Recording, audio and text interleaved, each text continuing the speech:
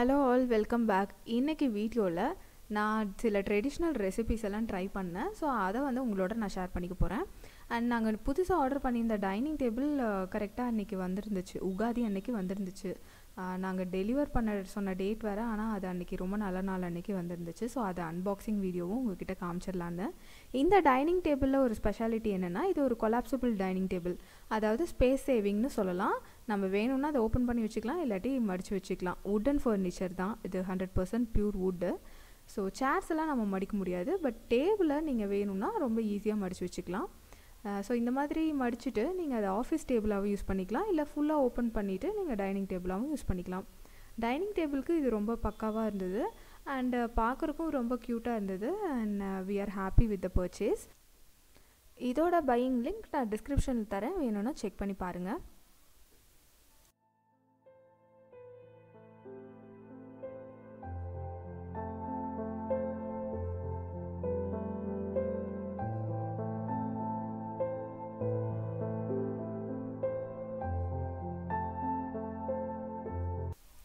Next day morning நான் கொஞ்சம் oilless pickle, அதாவது ஆயில் இல்லாமல் பண்ணுற பிக்கிள், இது ரொம்ப நாளாக நான் ட்ரை பண்ணணும்னு நினச்சிட்டு இருந்த ரெசிபி.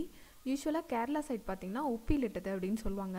நார்த் இந்தியாவில் கூட மோஸ்ட்லி ஹோட்டல்ஸ் எல்லாம் பார்த்திங்கன்னா இதை கொடுப்பாங்க, சிர்கா பியாஸ் அப்படின்னு சொல்லிட்டு. ஸோ இந்த இதெல்லாம் பண்ண போகிறேன்.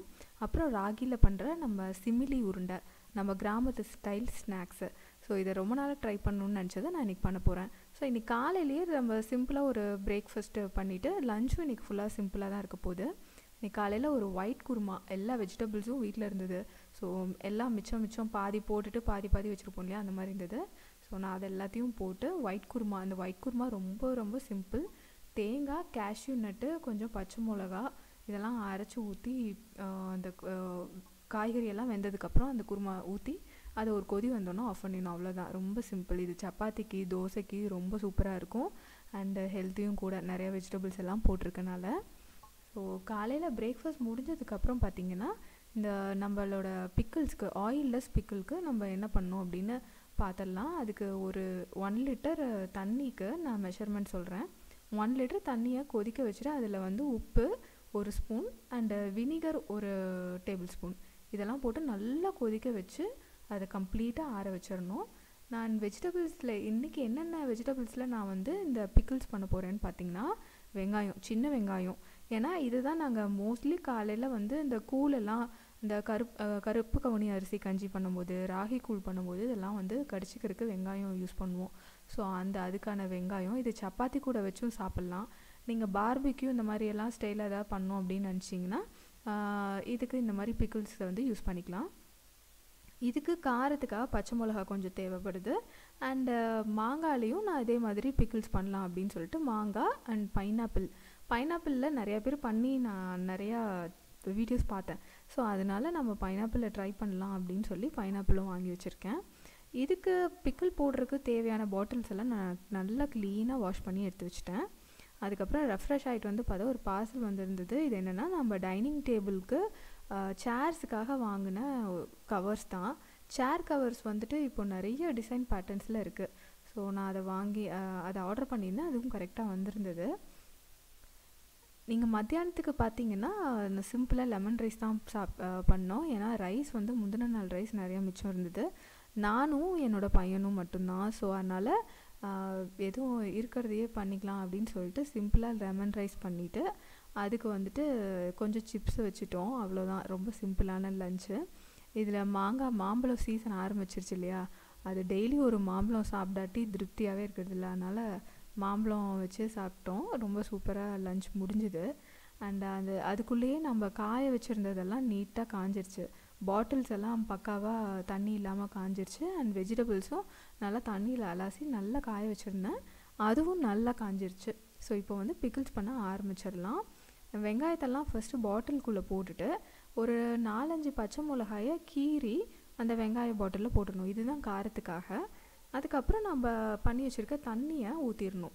வெங்காயத்தில் மட்டும் என்ன பண்ணலாம் அப்படின்னா, ஒரு கலர், அதில் ஒரு நல்ல கலர் ஆட் பண்ணுறதுக்காக பீட்ரூட் ஒரு சின்ன பீஸ் ஆட் பண்ணுவாங்க. ஸோ நான் அதையும் கட் பண்ணி நல்லா கழுவி காய வச்சுருக்கேன். அதுக்குள்ளே இப்போ நம்ம தண்ணி நம்ம கொதிக்க வச்சு ஆற வச்சுருக்கோம் இல்லையா, அந்த தண்ணியை நம்ம இதை நல்லா அந்த வெஜிடபிள்ஸ் மூழ்கிற அளவுக்கு ஊற்றி கப்புன்னு மூடி வச்சிடணும். இதை அடுத்த நாள்லேருந்தே நீங்கள் யூஸ் பண்ணலாம்.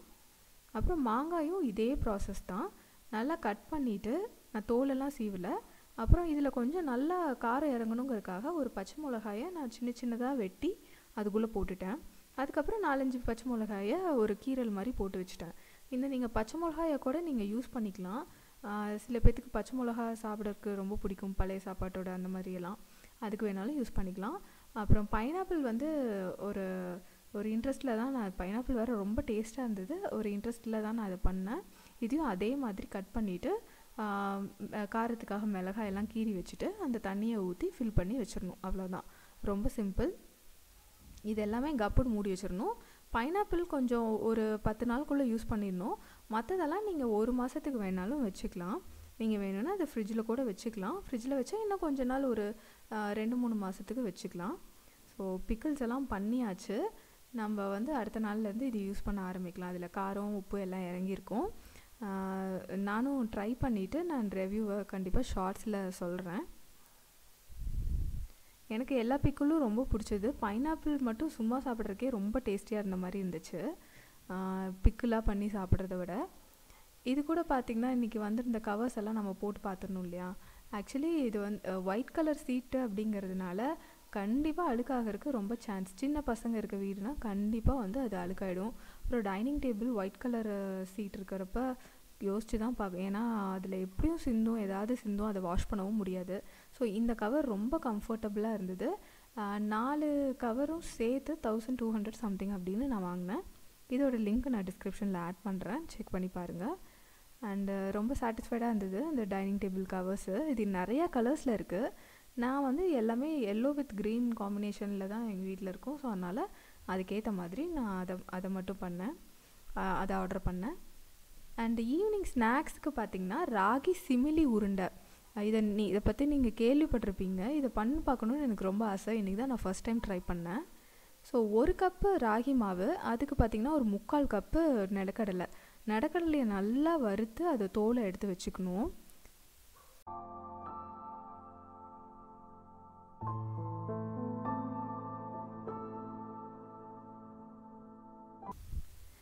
இந்த ராகி மாவை பார்த்திங்கன்னா நம்ம புட்டு மாதிரி நல்லா பிசிறி விட்டு அதை வேக வச்சு எடுக்கணும்.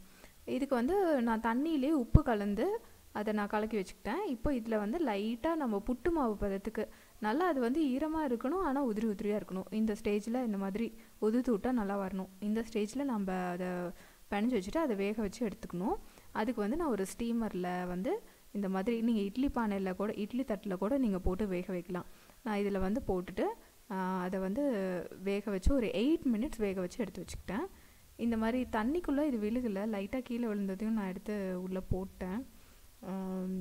ஏன்னா இதுதான் பெஸ்ட்டு வே அதை குக் பண்ணுறதுக்கு. தட்டை விட தட்டு இல்லைன்னா 2 தட்டில் வைக்கணும். அதனால் இந்த மாதிரி குக் பண்ணிடலான்னு சொல்லி 8 மினிட்ஸ் டைமர் செட் பண்ணிட்டேன். இப்போ அதுக்குள்ளேயே பார்த்திங்கன்னா நிலக்கடலையும் நல்லா கூல் டவுன் ஆயிடுச்சு. ஸோ அதை வந்து தோலெல்லாம் எடுத்துகிட்டு நம்ம மிக்சியில் ஒரே ஒரு இது டர்ன் பண்ணி எடுத்திங்கன்னா போதும். ரொம்ப பவுட்ரி ஆகிடுச்சுன்னா அது ஆயில் விட்டுரும். ஸோ லைட்டாக ஒரே ஒரு விப்லேயே நான் எடுத்துட்டேன். இது கூட நீங்கள் கொஞ்சம் ஒரே ஒரு ஸ்பூன் நெய் சேர்த்துருக்கேன். அண்டு நான் ஒரு 1/2 கப்பு, மொத்தமாக நம்ம ஒரு 2 கப் எடுத்துருக்கோம். ஒரு கப்பு நிலக்கடலை, 3/4 கப்பு நிலக்கடலை அண்ட் 1 கப் வந்து ராகி மாவு. ஸோ நான் ஒரு 1/2 கப்பு வந்துட்டு சுகர் எடுத்திருக்கேன். இது வந்து எங்களுக்கு கரெக்டாக இருந்தது. பட் இன்னும் கொஞ்சம் வேணும்னா, சுகர் நல்லா சாப்பிட்றவங்க வேணும்னா கொஞ்சம் சேர்த்து சாப்பிட்டுக்கலாம். அதுக்குள்ளே ராகி மாவும் நல்லா வெந்துருச்சு. ஸோ 8 மினிட்ஸில் அதை நல்லா உதுத்தி விட்டு நான் எல்லாத்தையும் கலந்து நம்ம உருண்டையாக பிடிச்சி எடுத்து வச்சிடலாம். இந்த உருண்டை நீங்கள் 10 நாள் வரையிலும் ஒன்றும் ஆகாது. நான் ஆல்மோஸ்ட் நான் சொன்ன குவான்டிட்டிக்கு பார்த்திங்கன்னா ஒரு 10-12 உருண்டை வந்தது. இதை வந்து நான் அந்த சும்மா நிறைய பாத்திரத்தை எடுக்க வேணான்னு சொல்லிட்டு நான் அதுலேயே இப்போதைக்கு எடுத்து வச்சேன். அதுக்கப்புறமா ஒரு நல்ல பேஸ்கெட்டில் ஏர்டைட்டான ஒரு கண்டெய்னரில் போட்டு எடுத்து வச்சுக்கலாம். நீங்கள் ஒரு 10 நாள் வரையிலும் அது ஒன்றுமே ஆகாது, ஒரு பிரச்சனையும் இல்லை. இதில் சில பேர் தேங்காய் சேர்த்து செய்வாங்க. தேங்காய் சேர்த்தா கொஞ்சம் சீக்கிரமாக நீங்கள் யூஸ் பண்ணணும். இந்த கிளாஸ் பவுல் வந்துட்டு டைனிங் டேபிளில் இதெல்லாம் வைக்கும்போது ரொம்ப கலர்ஃபுல்லாக இருந்தது டேபிளே. இதுக்கு வந்து டைனிங் டேபிள் டெக்கர்னு எதுவுமே தேவையில்லை. இந்த மாதிரி நம்ம ஹெல்த்தியாக ஆர்கானிக்காக ஒரு சில டிஷ்ஷஸ் பண்ணி இங்கே வச்சாலே அதுவே ஒரு டெக்கர் பீஸ் மாதிரியும் இருக்கும். And the most healthiest dishes. அதை பார்க்கும்போது நம்மளுக்கும் குழந்தைங்களும் எடுத்து சாப்பிடுவாங்க. ஹெல்த்தியும் கூட இந்த மாதிரி ஸ்நாக்ஸ் எல்லாம் சாப்பிடுறது. ஸோ அதெல்லாத்தையும் நம்ம இப்படி டைனிங்கில் டிஸ்பிளே பண்ணும்போது அதுவே எனஃப். அப்புறம் இன்றைக்கி தான் ரொட்டீன் வந்து இன்னும் முடியலைங்க. ஆக்சுவலி மாவுக்கு எல்லாம் அரிசி ஊற வச்சுருந்தேன். அதையும் இன்றைக்கி ஆட்டி உப்பு போட்டு கரைச்சி நான் எடுத்து வச்சுட்டேன். நான் வந்து எப்பவுமே ரொம்ப கம்மியாக தான் மாவு அட்டிப்பேன். ஸோ அடிக்கடி அரைச்சிக்கலாம் அப்படின்ட்டு மிக்சியில் தான் அரைச்சிப்பேன். நான் அதோட ரேஷியோ வேணால் நான் டிஸ்கிரிப்ஷனில் கொடுக்குறேன். நிறைய பேர் கேட்டிருந்தீங்க எப்படி மாவு அரைப்பீங்கன்னு சொல்லிட்டு. அப்புறம் அந்த தண்ணியெல்லாம் செடிக்கு எப்போவுமே அரிசி மாவு ஊற வச்ச தண்ணியெல்லாம் வந்து செடிக்கு ஊற்றிடுவேன். அதுவே ஒரு நல்ல ஃபர்டிலைசர் கூட இல்லையா. அண்டு இவ்வளோ டிஷ்ஷஸ் எல்லாம் பண்ணி இன்றைக்கி முடிக்கும்போது பாத்திரம் ஆட்டோமேட்டிக்காக நிறைய சேர்ந்துக்கும். அதெல்லாம் இன்றைக்கி வாஷ் பண்ணி எடுத்து வச்சா இன்றைக்கி நாள் வந்து சாட்டிஸ்ஃபைடாக போச்சு. ஸோ இந்த வீடியோ உங்களுக்கு பிடிச்சிருந்தா மறக்காமல் ஒரு லைக் போட்டுருங்க. சேனலுக்கு சப்ஸ்கிரைப் பண்ணுங்கள். ஸோ தட் எனக்கு கொஞ்சம் என்கரேஜிங்காக இருக்கும் இந்த மாதிரி vlogs பண்ணுறதுக்கு. Thank you friends. Bye. Meet you in another vlog.